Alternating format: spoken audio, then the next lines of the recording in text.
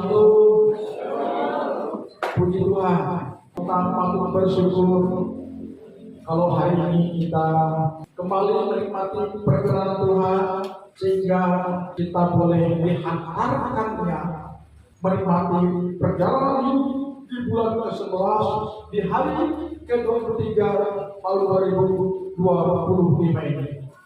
Luar biasa, sekalipun kita banyak mengalami hal-hal yang membuat kita tidak nyaman, tetapi kita bersyukur kita boleh melewati. Hari ini saya ingin menyampaikan sebuah topik khusus yang saya ambil kembali dari kitab yang sama seperti yang saya khotbahkan minggu lalu. Cuma ayat yang berbeda, tapi pasalnya adalah pasal yang sama, cuma sedikit ayatnya agak berbeda, tapi ditulis oleh orang yang sama. Dan hari ini saya berharap tuntunan firman Tuhan ini boleh menjadi panduan hidup kita, karena dalam kehidupan sehari-hari kita sering kali diperhadapkan kepada pilihan yang menentukan arah langkah hidup kita. Saya ulangi lagi bahwa dalam perjalanan hidup kita sehari-hari kita sering diperhadapkan kepada pilihan-pilihan yang menentukan arah hidup kita. Oleh karena itu, saya ingin mengajak kita kembali belajar dari pengalaman rohani Raja Salomo yang tertulis dalam kitab Amsal pasal 21 ayat 16 sampai dengan ayat 17, di mana dalam ayat yang akan kita baca nanti memberikan gambaran yang kuat kepada kita tentang konsekuensi dari pilihan yang kita buat. Mari saya mengajak saudara untuk membaca Amsal 21 ayat 16 dan ayat 17 yang berbunyi demikian. Orang yang menyimpang dari jalan akal budi akan berhenti di tempat arwah-arwah berkumpul. Orang yang suka bersenang-senang akan berkekurangan. Orang yang gemar kepada minyak dan anggur tidak akan menjadi kaya. Secara logika ayat ini sulit untuk kita pahami, tapi dengan baik-baik bahwa dua ayat yang kita baca ini akan saya jadikan satu topik atau tema khusus kepada kita hari ini, agar kita berjalan di jalan yang benar. Sebab kalau kita tidak berjalan di jalan yang benar, maka hidup kita akan kehilangan kendali. Kita akan banyak mengalami prahara yang tidak atau kurang menyenangkan. Dalam perjalanan hidup ini kita diperhadapkan kepada dua pilihan, yaitu berjalan di jalan yang benar atau berjalan di jalan yang salah, atau berjalan di jalan yang lebar dan berjalan di jalan yang sempit. Ayat dari Amsal yang kita baca tadi mengingatkan kita bahwa menjauh dari jalan yang benar akan membawa kita kepada kebinasaan. Jalan yang benar adalah jalan yang dituntut oleh Tuhan dan firman-Nya untuk mengarahkan kita kepada kehidupan yang penuh glory. Saya ingat ada satu lagu yang dulu diajarkan kepada saya saat saya memulai perjalanan menerima Yesus sebagai Tuhan dan Juru Selamat. Lagu itu berbunyi, di dalam dunia ada dua jalan. Mana yang mau pilih? Ada jalan lebar, ada jalan sempit. Yang lebar menuju kepada maut atau kebinasaan, yang sempit menuju kepada kehidupan yang penuh. Ayo 2, 3. Di dalam dunia ada 2 jalan, lebar dan sempit. Mana kau pilih? Yang lebar hati menerangkan jiwamu mati selamanya. Tapi yang sempit, haleluya, hidup berglori.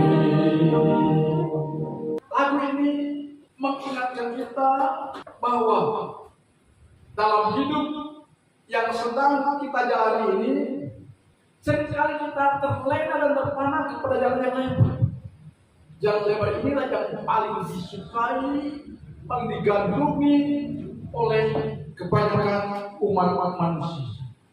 Jalan lebar ini kembarang daripada jalan dunia yang penuh dengan kesenangannya, tetapi penuh dengan kebakaran dan belenggu dosanya yang pada akhirnya mematikan kita. Sedangkan jalan sempit, jalan yang menggambarkan perjalanan hidup kita dengan Tuhan. Seolah-olah perjalanan hidup kita dengan Tuhan dibatasi oleh aturan-aturan firman. Dan aturan-aturan firman itu seolah mengekang kita, memberangus keinginan kita, membatasi langkah kita, menyempitkan ruang gerak kita. Banyak kita berpikir demikian. Padahal analogi daripada jalan sempit ini adalah di mana kita sudah tidak lagi berorientasi kepada perkara-perkara dunia yang penuh dengan keperkosaan. Artinya kita sudah berani membuat pilihan-pilihan untuk hidup benar sesuai dengan tuntutan Tuhan kepada kita. Memang secara manusia dan logika perjalanan hidup kita seolah dipersempit. Makanya di gereja kita dulu dikenal banyak omongan-omongan yang sampai ke telinga kami.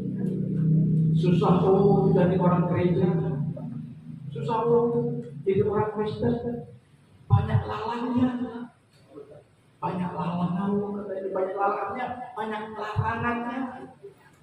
banyak manfaatnya. Tidak boleh itu, tidak boleh ini. Padahal larangan dan pantangnya adalah hal-hal yang bertentangan dengan firman Tuhan. Itu yang harus kita jauhi, saudara-saudara. Larangan dan pantangan yang tidak boleh kita turuti adalah demi kebaikan kita. Amin. Demi kebaikan kita.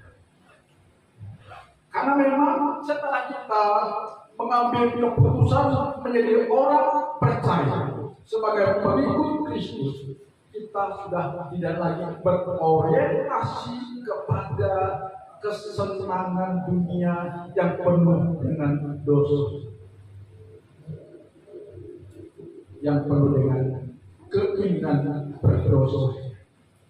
Karena itu, Bapak Ibu, saudara-saudara yang dikasihi Tuhan, penting bagi kita hari itu mengenali dan mengikuti apa yang Tuhan inginkan dalam hidup kita, agar kita tidak terjerumus lagi kepada kebodohan atau kebinasaan, di mana kita tidak peduli kepada tuntutan Tuhan lewat firman yang disampaikan kepada kita.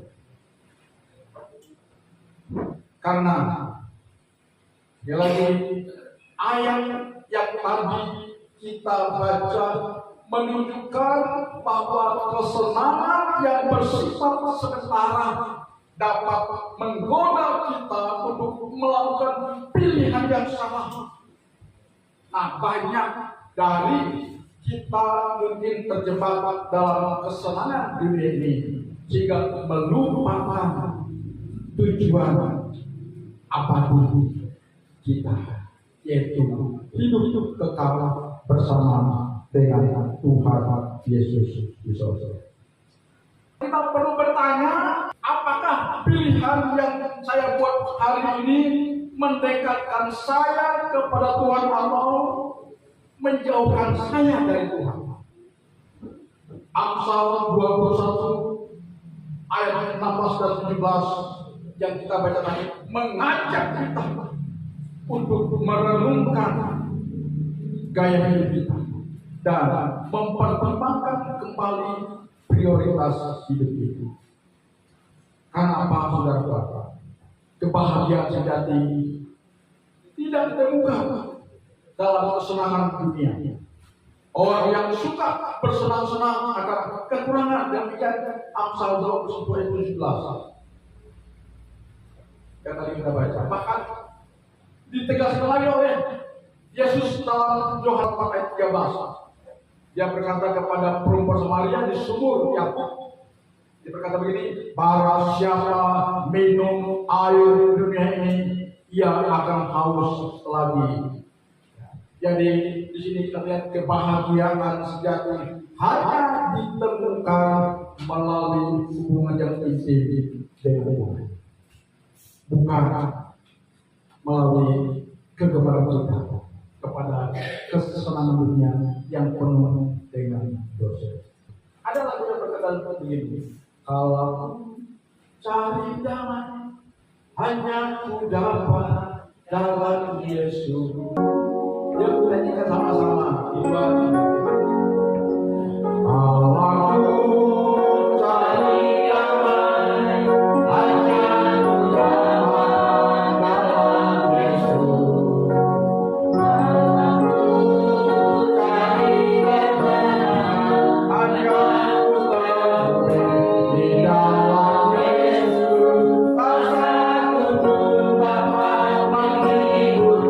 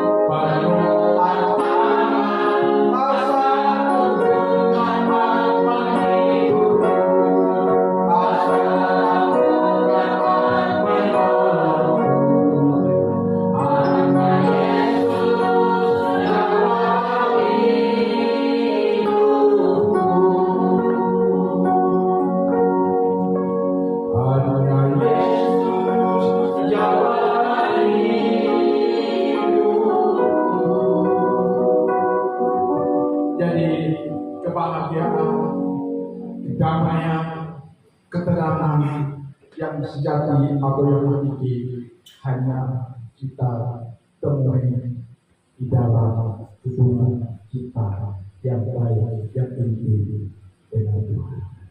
Yang percaya katakan amin. Karena itu hari ini ingat bahwa pencarian kita seharusnya adalah mengenal Tuhan lebih dalam, lebih dalam, lebih dalam, lebih sungguh, lebih sungguh, lebih sungguh lagi. Dan hanya itu yang Tuhan inginkan ada pada diri kita. Bapak Ibu, saudara-saudara yang saya kasih di dalam Tuhan. Akhir kata, mari hari ini kita berkomitmen untuk berjalan di jalan yang benar. Katakan amin. Amin. Hari ini kita berkomitmen untuk hidup berjalan di jalan yang benar, agar setiap langkah dalam hidup kita berkenan di hati Tuhan. Dan jika hidup kita sudah berkenan di hati Tuhan, maka Tuhan akan membawa kita kepada berkat-Nya yang sejati.